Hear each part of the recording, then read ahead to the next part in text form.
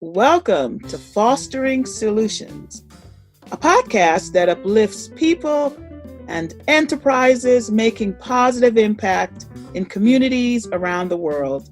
I'm your host, Dr. Michelle Foster.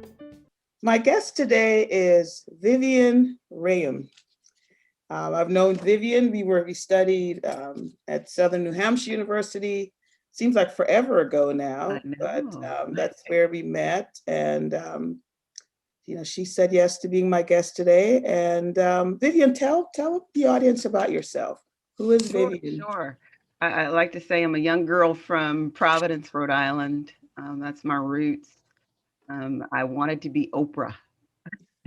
That was where I started. That was like my thing. I wanted to be Oprah when I grew up, and so she's been a real big influence on my life, and I would say my life journey thus far. Okay. Um, so you're an author, an advocate, a coach. You're a lot of things. So Mhm. describe your career trajectory. So I started off in journalism. As I just mentioned, I wanted to be Oprah. I wanted to tell stories. And I still do. And I think I've weaved that into different parts of my career. I made a real career pivot uh, right after my son was born. I realized that working in television, they were really, the hours were horrible. And so I made a decision that I really wanted to be present in his life as much as possible. And so that's how I got into nonprofits. And my first job was as a anti-predatory lending program manager.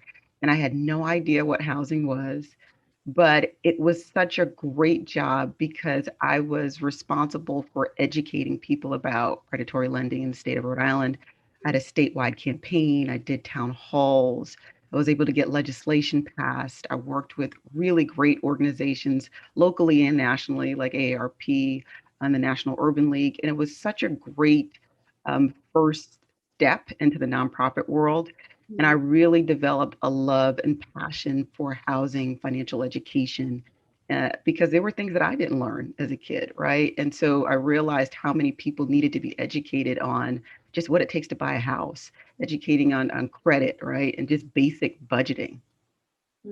Yeah, because that's so right. I remember my first job out of college. I was out shopping for furniture and taking out loans, and I remember this guy, Caucasian guy. He was living in his apartment on a mattress, and he opened up a mutual fund because they gave us like moving allowances. Okay. He used his moving allowance to open up a mutual fund and living very humbly. And I didn't know what a mutual fund was. So financial Right. education is so important, so important. Now, as you made your foray into the nonprofit world, is that when you were inspired to study community economic development? Is that Yes. kind of led you there? 100%. I worked for housing nonprofits. I worked for HUD. I worked for NeighborWorks. So a lot of the large housing and community development organizations. Mhm. And I said community economic development was the right next step for me. I wanted to understand how you make an impact with housing in the communities. And so I was actually at the Housing Network when I went to the SNHU and I studied community economic development. And I really used that framework throughout my life. I feel like I still think about needs assessment in everything that I do, right? To make sure you have the right people at the table when you're developing plans and making sure you have a solution that really fits for the community that you serve. And so I've kind of used that even within my business today. Everything you can apply a logic model to anything. Oh, I've discovered. girl. So I will laugh because you'll appreciate this more than anything. So when I worked at HUD, I was in charge of logic models. Uh-huh.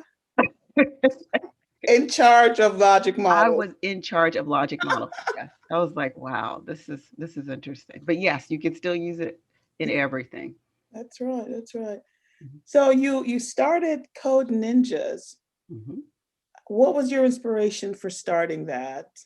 So, Code Ninjas was We had a right when Code Ninjas popped up, and it was around 2016. It was a very new franchise, and it piqued my interest from day one. Mhm. Um, my husband and I said, "Listen," I said, "let's wait on this a little bit. It's still very new." I said, "I want it to get a little legs, and let's revisit it."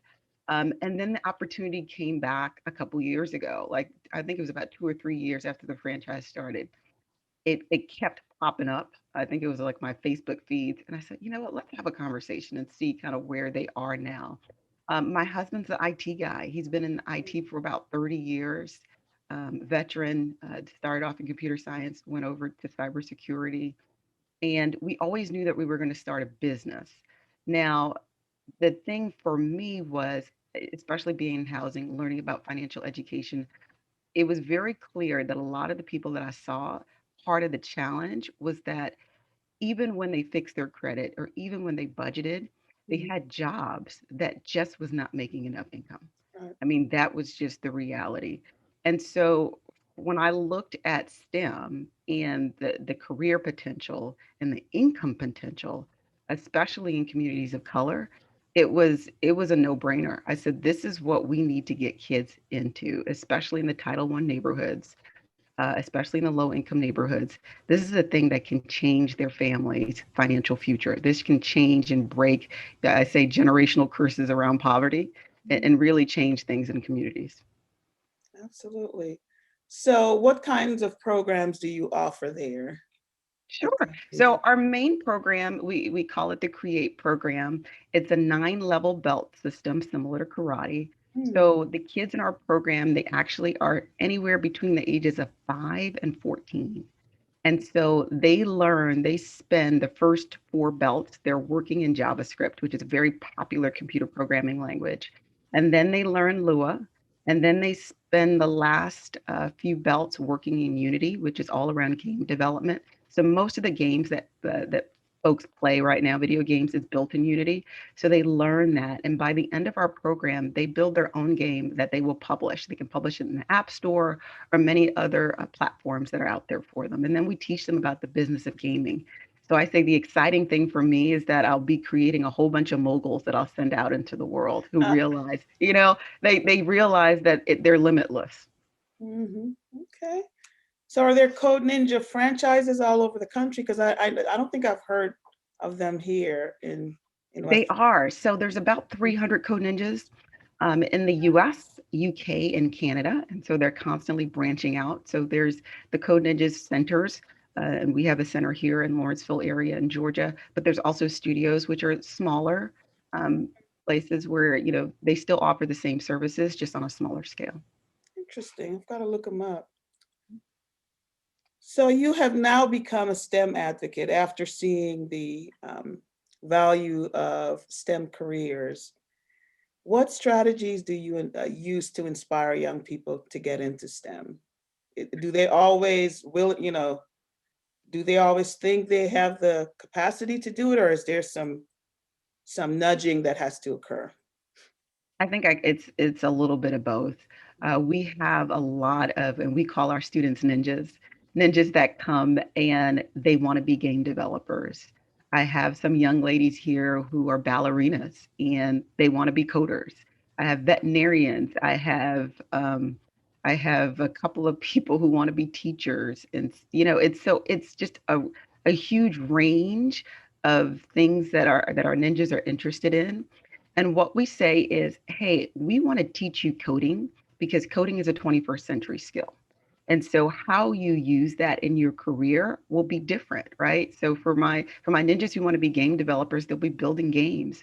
But for one of our ninjas, and I asked her and she wants to be a vet. I said, "Well, why did you come to Code Ninjas?" She says, "Well, I want to create an app so that I can help my animals." I said, "Wonderful. I love it." Right? It's Okay, thinking outside of the birds box, to right? two. Yeah, yeah. Exactly. Of what's that skill? This is just a skill that you can use in whatever career path that you decide.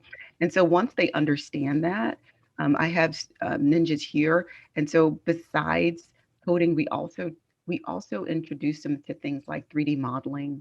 They learn about Python, which is another computer programming language. They learn about website development. We do animation. I mean, even this summer in camp, we're teaching them how to be a YouTuber and build their own website. So there's always different areas.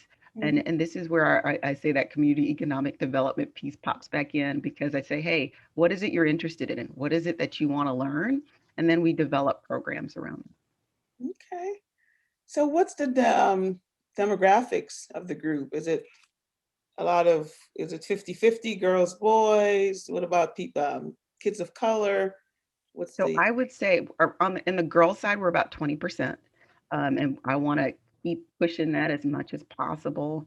And then on the demographics side, we probably are about 65% minority. okay, that's good. That's good. Mhm. Yeah, yeah.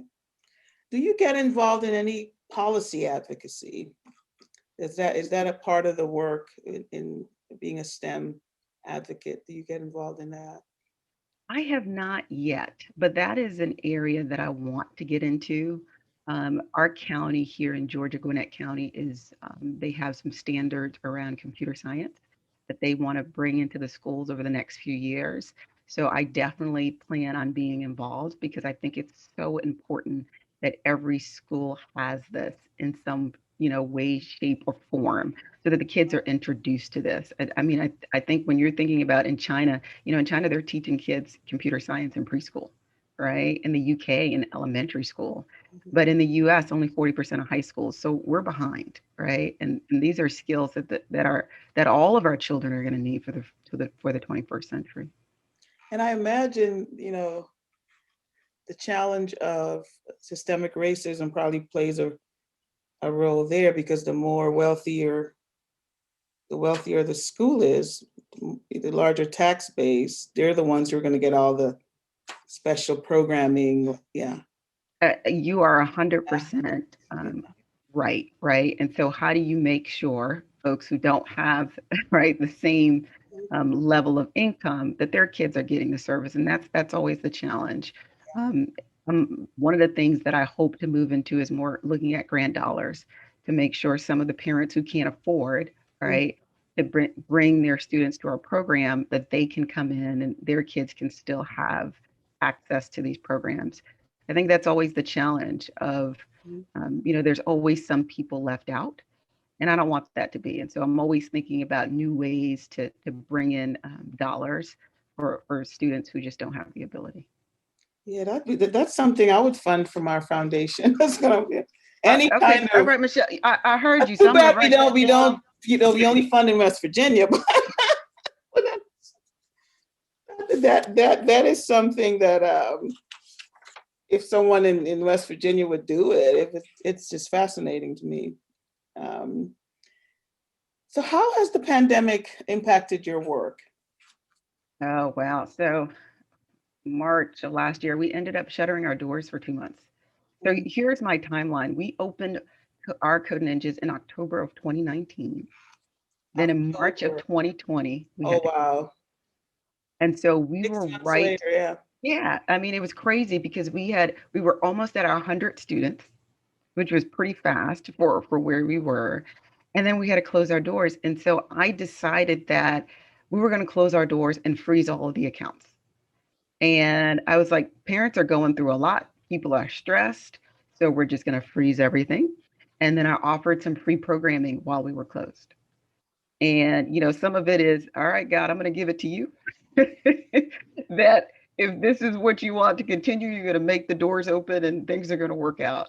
Mhm. And I used that time while we were out to really develop a framework for this, Mhm. because I said, everybody was not prepared, right? Who thinks that a pandemic was going to happen? And Yeah. so I developed a framework to deal with unexpected situations. And I think you look for the opportunities in down times, right? What are the things that I can learn? What are the things that we can do better when we open back up?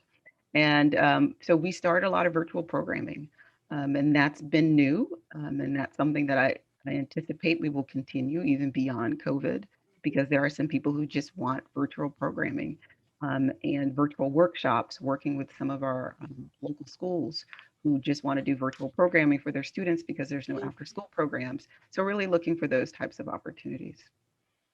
Okay. Okay. So when do you have time to write and become a best-selling writer? Um, Talk about how your journalism background led to you being a part of a book. So I always knew I was going to write. I had put this down in my book, my vision board book. I use a book, and I said that I'm going to be a 12 times best-selling author. Like I wrote that a long time ago. I think I was a freshman in college, and so I always knew writing was something that I would get to. It was just a matter of timing.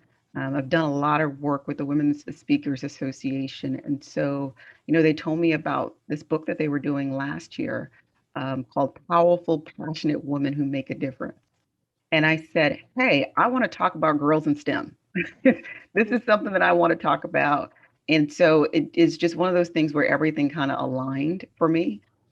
And so I wrote a chapter about the importance of girls in STEM and talked about, some strategies to keep them interested, things that have worked in study and practice, and things that we've used here in our center. And then the newer book that's coming out later on this month deals more with having a business resiliency plan in the event of a natural disaster, right? To really help your business. And so this is me on the coaching side. Okay, so you get to actually tell people what you did when you Okay. you were Yeah, facing exactly. the pandemic. So Yeah. talk some more about the book. What, who else is in the book? Is there a certain theme to it or? Yeah, so this recent book, the book that's coming out next week, it's called Resilient Women Who Rise and Make a Difference. And it's women from across the world. And that's what I love about this book is people who are in different stages in their lives. So Mhm. there's nurses, there's teachers, there's doctors, there's coaches, business women, and they're all talking about different experiences in their lives where they had to be resilient, right? And come back from. Some people have stories about cancer diagnosis and coming back from that. Some people talk about, business and different strategies, things that they learned through coaching. So it's a great book because it really just touches on different people in different places of their lives. You've got people from, South Africa and UK and Canada and Switzerland. And so it's great because where else would you hear these stories? I I know. like to say it's a great coffee table book, but it's also a great book club book where there's enough stories where you really can dive in deep and ask questions. And I think there's a story in there for everybody that kind of touches where they are in their life right now. Okay, so give the name of the book again and where they can find it. Sure, it is Resilient Women Who Rise and Make a Difference. And it will be available on Amazon next Tuesday. That is our launch day. So we're excited. We'll be doing a live The Zoom Tuesday, because this is going to air probably week after next. So week it'll after launch. next. Okay, so it'll be the book will come out February the 23rd. Okay, good. So Vivian, you've got a lot going on, a very interesting background. What sets your soul on fire? What makes you really tick? Heck, I don't know. What has always set my soul on fire is helping people and making a difference. And I'll tell you a great example. I had a young ninja yesterday. We started a program called a Junior Ninja program. So these are our ninjas who are now 13 plus. So they're close to sort of aging out of our program, but they're still here. And so we wanted to do something special, start building leadership skills, having them working on projects, start having them mentor. So we've started this program and they get t-shirts, they get badges, really, showing that they're a little bit more in the center. And so a child who has, had some challenges, it was like I saw a whole different version of him. He was excited. It was just the thing that he needed for his light to shine. And so that kind of thing really sets my soul on fire because I am excited to see what it is he's going to do over the next year. And I already know it, right? This was just the thing that he needed for his light to shine. Awesome, awesome. So what gives you hope? What gives you hope, in the future? And we're dealing with pandemic, we're dealing with racial injustice, we're dealing with all this stuff. What gives you hope? Right now, the thing that gives me the most hope is these kids. because I know they're at a different place. I get the ability every day to work with kids who are kind, who are smart, who are creative, who are looking for solutions in a different way, who can appreciate the differences of individuals, right? Based on regardless of their color or religious background. And they give me hope that the challenges that we're dealing with today will not be the challenges of tomorrow. Mm-hmm. Mm-hmm. Hope in the next generation. That's where it got to be. Absolutely. Any parting words? The I time think just flew by so quickly. I know it Yeah. really did. I mean, I think it's it's STEM, right? The parting words for me is I feel like every parent should get their child involved in STEM in some way. And it doesn't even matter what they want to do. And I'll give you a great example. I mean, if you wanted to be an artist, the area that you would get them interested in is probably animation, right? And so there is a way to connect your child to something in STEM. I feel like these are really going to be the careers of the future, and so really preparing your child for that path is critical. And so, and there's so many ways that you can introduce your child to STEM. Scratch is a great free program that is available, is created by some very smart people at the MIT lab. Introduce your child to Scratch so they can build that love of coding and animation and being creative. Because I feel like sometimes that gets lost Mm-hmm. because kids have sort of that day-to-day grind, and so they still need that creativity. So, any way that you can keep your child interested in STEM and creativity, that's going to be so important for them in their future.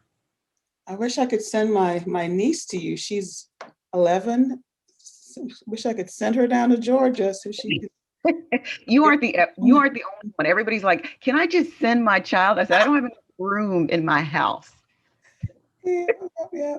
Thanks so much, Vivien. I know you've got to go open up and have your programming today, but thanks so much for taking time out to share your love and just your desire to see more girls in STEM. Thank you so much. Thank you too much, Michelle. All Have a righty, great day. take care.